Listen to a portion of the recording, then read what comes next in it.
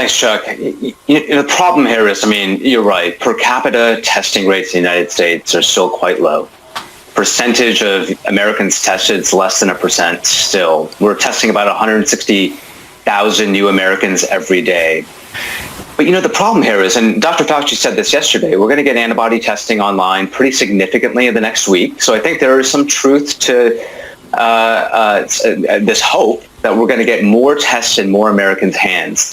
What I'm worried about, and I know my colleagues in public health are worried about, is what can we interpret from those results?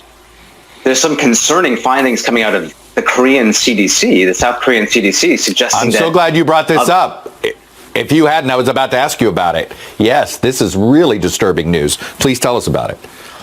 Well, and I think it needs more vetting, Chuck, but the concern here is amongst those that seem like they've recovered, and I won't go too deep into what that means, but amongst those that might not have any evidence of virus in their nasum, but might have antibodies, it looks like perhaps they're getting a second reinfection, or they didn't fully recover from that first infection, not entirely clear.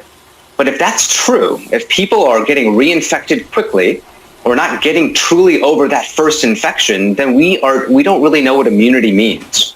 Is sensing for antibodies, is that helpful? And this is the big unknown. Dr. Fair talked about it yesterday. What does immunity mean? What is being serologically positive for an antibody to COVID-19? What does that mean? We don't know.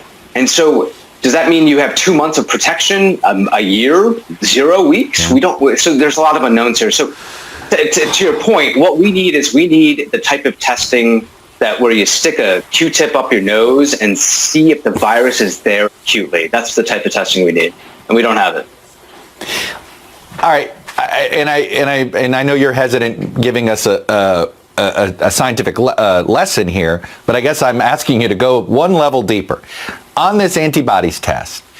How long is it going to take you to feel confident that the results you see are accurate? Well, I could take that question a lot of different ways. I'll step back and give just a quick chalkboard lesson verbally. What we see here is that amongst those people who have symptoms, data out of Wuhan, up to 10 days after the onset of symptoms, we start seeing antibodies come online. It isn't until 21 days, in some cases, after the onset of symptoms that the active virus detected in the nose or in your saliva goes away. So we're basically saying amongst those who might be antibody positive, they still might, and not have symptoms, they still might be transmitting the disease for 12 days, potentially. I'm oversimplifying. Right. But this is the idea here. So antibody testing, and Dr. Fauci said this, he says antibody testing is not going to be a panacea.